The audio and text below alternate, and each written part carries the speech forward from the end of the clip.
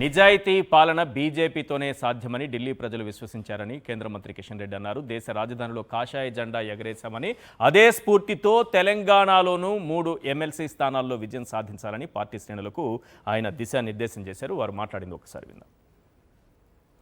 ఇటీవల జరిగినటువంటి మహారాష్ట్ర ఎన్నికల్లో కానీ ఈనాడు వస్తున్నటువంటి ఢిల్లీ ఫలితాలు కానీ చాలా అద్దం పడతా ఉన్నాయి. కాబట్టి మనం అందరం కూడా ఈరోజు తెలంగాణలో కూడా మనం అధికారం చేజిక్చుకోవడం కోసం సిద్ధంగా ఉండాలి. తెలంగాణ ప్రజలు కూడా భారతీయ జనతా పార్టీకి పట్టం కట్టడం కోసం సిద్ధంగా ఉన్నారు. రేపు రాబోయేటువంటి రాజకీయ పరిస్థితుల్లో భారతీయ జనతా పార్టీ అందరూ కూడా కలిసికట్టుగా ఒక బలమైనటువంటి రాజకీయ వ్యవస్థగా ఇప్పటికే మనం నిలబడ్డాము. తెలంగాణ ప్రజలను మరొకసారి మనము మరి తప్పకుండా వారికి ధన్యవాదాలు తెలియాలి. గత పార్లమెంట్ ఎన్నికల్లో 8 స్థానాలు మనకి ఇచ్చి ఒక ఆశీస్సులు అందజేశారు నరేంద్ర మోడీ గారి నాయకత్వంలో. రానున్న రోజుల్లో కూడా నరేంద్ర మోడీ గారి నాయకత్వంలో పార్లమెంట్ లో చెప్పారు ప్రధానమంత్రి గారు, మేము వచ్చి కొన్ని 3 సార్లు అయింది, ఇంకా రానున్న రోజుల్లో చాలా ఉంది అని చెప్పారు. కాబట్టి మనం 3 సార్లు అధికారంలోకి వచ్చాము, 3 సార్లు మాత్రమే. ఇంకా రానున్న రోజుల్లో ఈ దేశాన్ని 2047 లో అయితే ఒక వికసిత్ భారత్ గా అభివృద్ధి చెందిన దేశంగా మనం అభివృద్ధి చేయాలనుకుంటున్నాము. దానికి ఇంకా మనం చేయాల్సింది చాలా ఉంది. దేశ ప్రజలు కూడా మన పట్ల విశ్వాసంతో ఉన్నారు. కాబట్టి ఆ దిశలో మనం ముందుకెళ్ళాలి.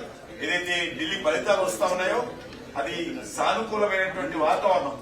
ఎందుకంటే దేశ రాజధాని ఢిల్లీ అనేక సంవత్సరాల తర్వాత ఈరోజు మళ్ళీ మనము భారతీయ జనతా పార్టీ, ఎందుకంటే కాంగ్రెస్ పార్టీ అధికారంలో ఉంటుంది, అక్కడ ఇక ఆమ్ ఆద్మీ పార్టీ అధికారం ఉంది. ఈ 2 పార్టీలను ఓడించి ఈరోజు నరేంద్ర మోడీ గారి నాయకత్వంలో భారతీయ జనతా పార్టీ ఈరోజు మళ్ళీ మనం చాలా సంవత్సరాల తర్వాత, ఆల్మోస్ట్ 27 సంవత్సరాల తర్వాత భారతీయ జనతా పార్టీ ఢిల్లీలో అధికారంలోకి వస్తాం. 27 years గ్యాప్ తర్వాత వచ్చింది. చాలా పెద్ద మరి ప్రముఖమైనటువంటి దేశ రాజధానికి సంబంధించినటువంటి ఎన్నికల ఫలితాలు ఈరోజు మనం చూస్తా ఉన్నాం. కాబట్టి ఎవరు ఊహించని విధంగా ఈరోజు ఫలితాలు బీజేపీకి సానుకూలంగా ఉన్నాయి. తప్పకుండా మరి ఏదైతే కేంద్రంలో గత 10 సంవత్సరాల ఒక మంచి ఒక నీతివంతమైనటువంటి ప్రభుత్వం, ఒక సమర్థవంతమైనటువంటి ప్రభుత్వం, దేశ గౌరవాన్ని పెంచేటువంటి ప్రభుత్వం, పేద ప్రజల సంక్షేమం కోసం పనిచేసేటువంటి ప్రభుత్వం, దేశ అభివృద్ధి కోసం మౌలిక వసతులు కల్పించేటువంటి ప్రభుత్వం ఈరోజు పనిచేస్తా ఉన్నది.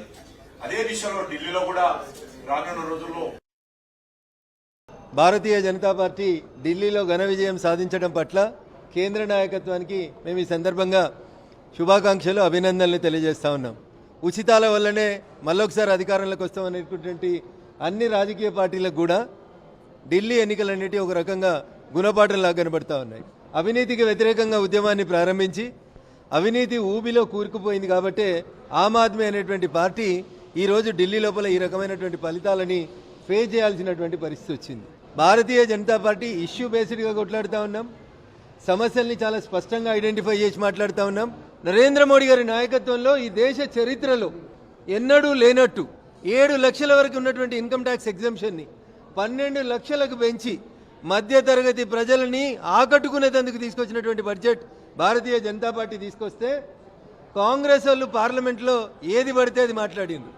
నేను ఇవాళ అడుగుతున్నా, మహారాష్ట్ర ఎన్నికలలో కన్ఫ్యూజన్ అయింది, గందరగోళమైందని నిన్న మాట్లాడినటువంటి రాహుల్ గాంధీ, నీ 10 జనపదులు, నీ ఏఐసిసి ఆఫీసులున్న ఢిల్లీలో నీకు వచ్చిన ఓట్ల శాతం 5, సింగిల్ డిజిట్ కన్ఫైన్ అయింది కాంగ్రెస్ పార్టీ. ఢిల్లీలో కాంగ్రెస్కి ఇలా వచ్చిన ఎన్నికల ఫలితాల్లో వచ్చిన ఓట్ల శాతం 5, వచ్చిన సీట్లు రేవంత్ రెడ్డి చెప్తాడు కదా, గాడిద గుడ్డు వచ్చింది. ఇలా ఢిల్లీలో కాంగ్రెస్కి వచ్చిన సీట్లు గాడిద గుడ్డు.